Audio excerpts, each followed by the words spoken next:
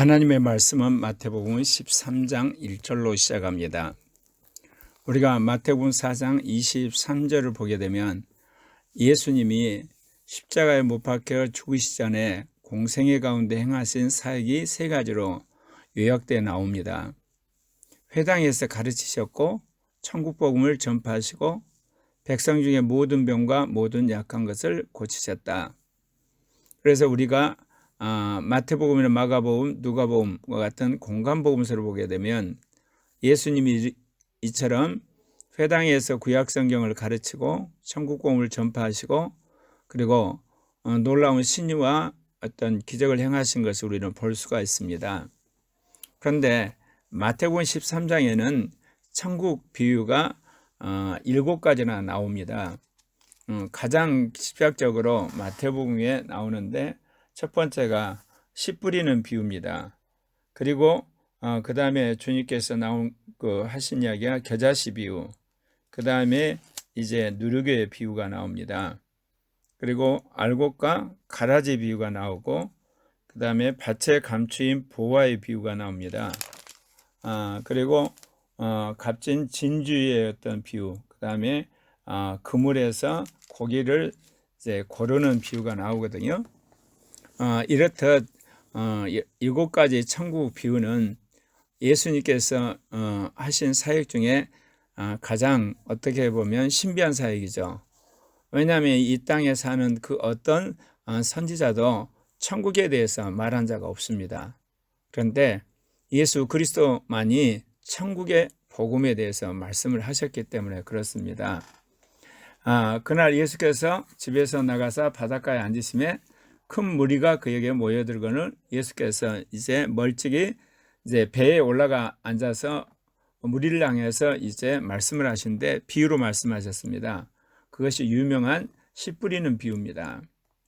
씨를 뿌리러 나갔는데 더러는 길가에 떨어지며 새들이 와서 먹어버렸고 더러는 흙이 얇은 돌밭에 떨어지며 흙이 깊지 않으면 곧 싹이 나오나 해가 돋은 타서 뿌리가 없어지면 말랐고 세 번째는 더러는 가시떨기 위에 떨어지며 가시가 자라서 기운을 막았고 이제 네 번째 더러는 좋은 땅에 떨어지며 어떤 것은 100배 어떤 것은 60배 어떤 것은 30배의 결실을 하였느니라.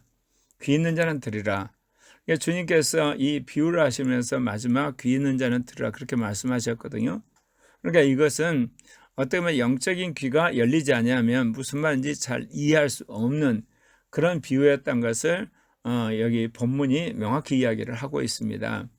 예수님이 이 예를 든 이 씨 뿌린 자의 비유는 그 당시 예수님 당시에 함께했던 그 무리들이 익히 보았던 농사 짓는 그런 모습에서 따온 것입니다.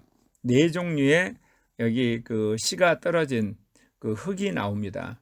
여기서는 농사를 짓는 농부가 네 종류가 아니라 한 농부가 농사를 짓는데 네 종류의 땅에 씨앗이 떨어졌다는 걸 이야기를 하는 거죠.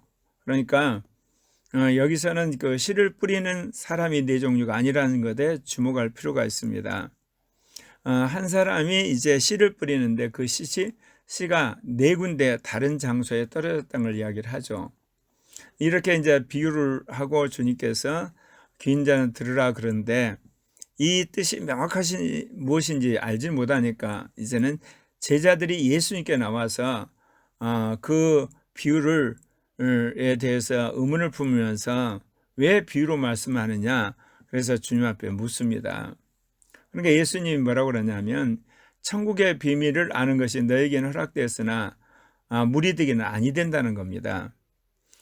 제자들은 이제 예수님이 십자가에 죽고 부활해서 하늘나라 가신 후에 이 땅에서 예수 그리스도가 전한 이 복음 그리고 예수 그리스도가 누구인가에 대한 예수 그리스도의 십자가 부활의 복음을 전할 지도자들이 아니겠습니까?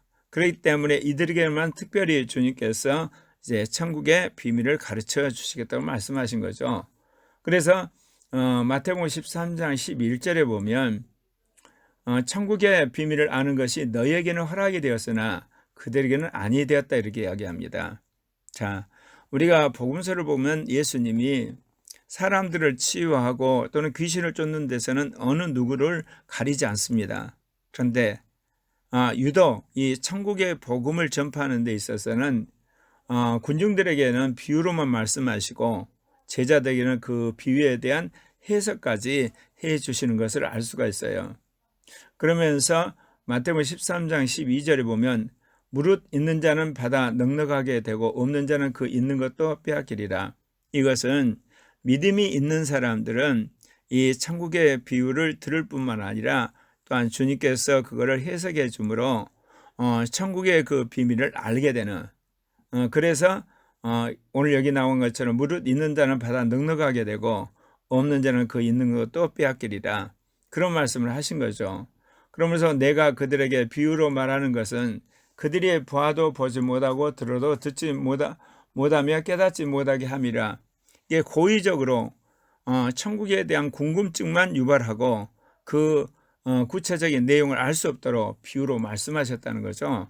그러면 예수님이 이토록 천국 비유를 군중들에게 했던 그 이유, 그러나 유독 제자들에게만 그거를 풀어주신 데는 이미 이사야 선지자가 한 예언이 성취되었던 걸 말하고 있습니다. 마태복음 13장 14절에 보면 너희가 듣기는 들어도 깨닫지 못할 것이요 보기는 보아도 알지 못하리라. 이 백성의 마음이 완악하여져서 그 귀는 듣기에 둔하고 눈을 감았으니 이는 눈으로 보고 귀로 듣고 마음으로 깨달아 돌이켜 내게 고침을 받을까 두려워함이라. 오늘 나온 이 본문을 보게 되면 하나님이 의도적으로 사람들의 마음을 완악해서 주님의 말씀을 깨닫지 못하도록 주님께서 눈과 귀를 막아버렸다는 걸 말씀하시거든요. 이것은 하나님께서 이스라엘의 군중들에게 어떤 진리를 깨닫지 못하도록 처음부터 주님께서 그 통로를 닫았다 그런 뜻이 아니에요. 선지자를 통해서 끊임없이 그들에게 회개하고 하나님의 말씀대로 살도록 했지만 그들이 계속 거부를 했기 때문에 이제는 하나님이 그들의 마음을 닫아버리고 눈과 귀를 닫아버려서 그것을 보고도 보지 못하고 들어도 듣지 못하는, 깨닫지 못하도록 하셨다 그런 이야기입니다.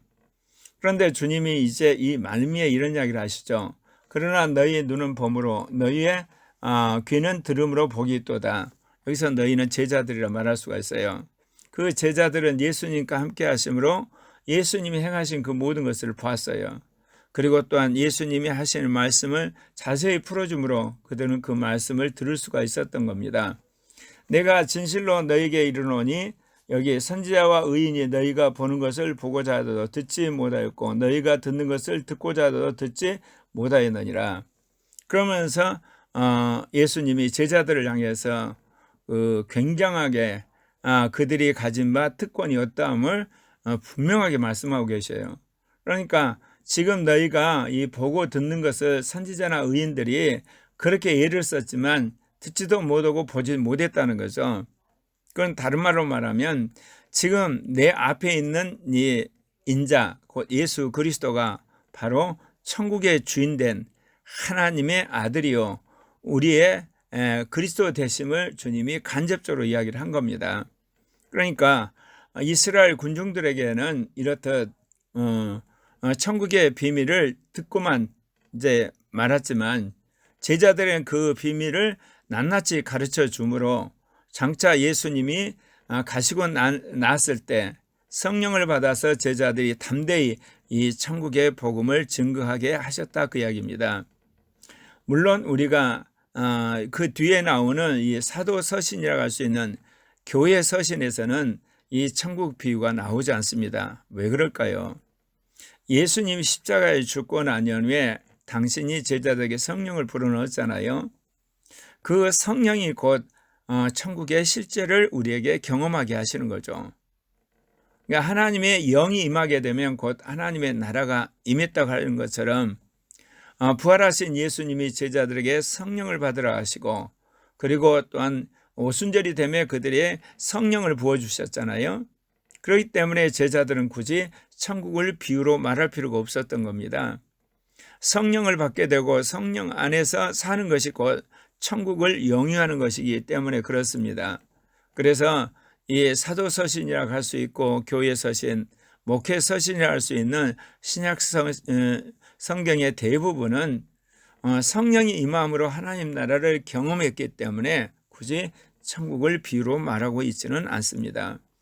그러나 예수님은 이 땅에 오셔서 천국의 비밀을 가르쳐야 될 그런 사명이 있었기 때문에 오늘 제자들에게 7가지에 걸쳐서 천국의 비밀을 비유로 말씀을 하셨습니다. 오늘 이제 비유는 길가에 떨어진 4종류의 어떤 씨앗에 대해서 이야기를 하지 않습니까?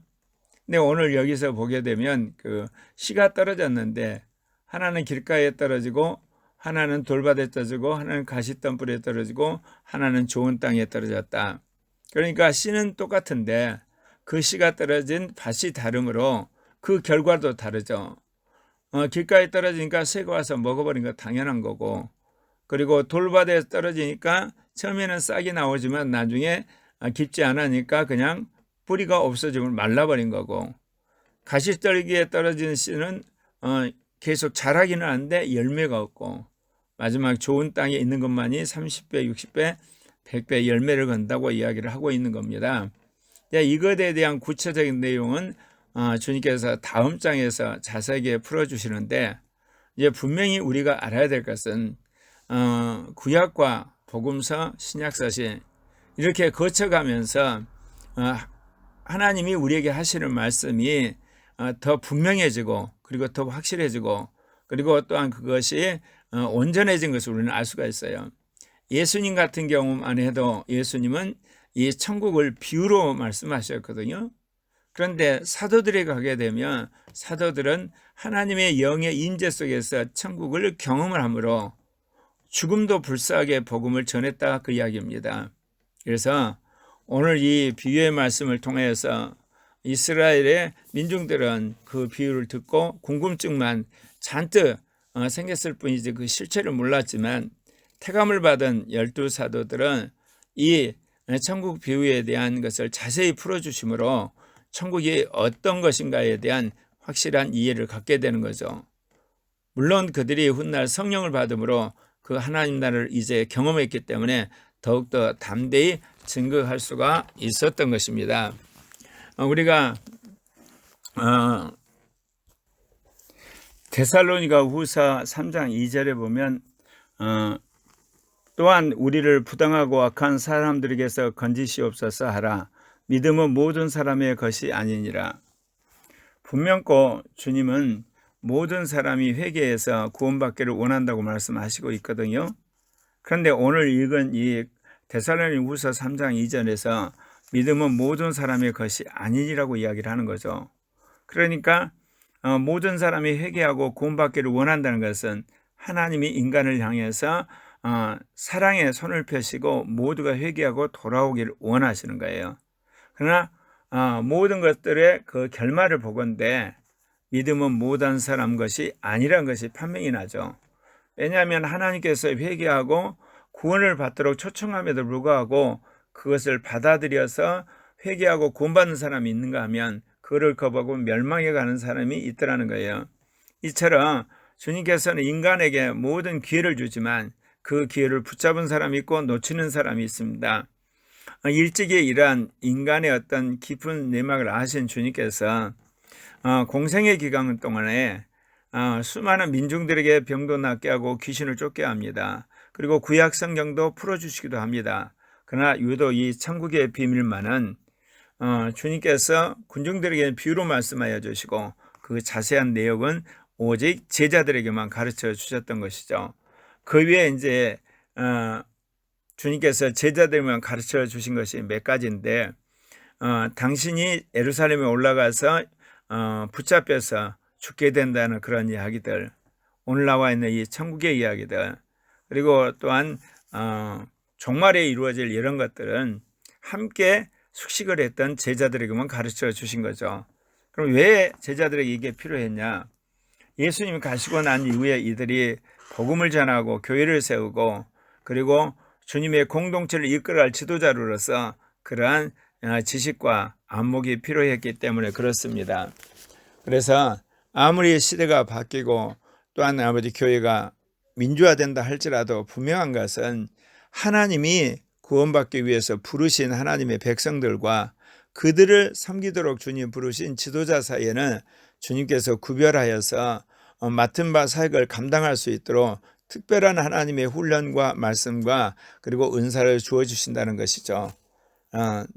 이 말씀을 생각하면서 우리 모두가 정말 하나님께 쓰임받는, 그리고 천국의 비밀을 이제 가르쳐줄 대상이 되는 제자와 같은 정말 하나님 앞에 쓰임받는 여러분이 되셨으면 합니다. 기도하겠습니다.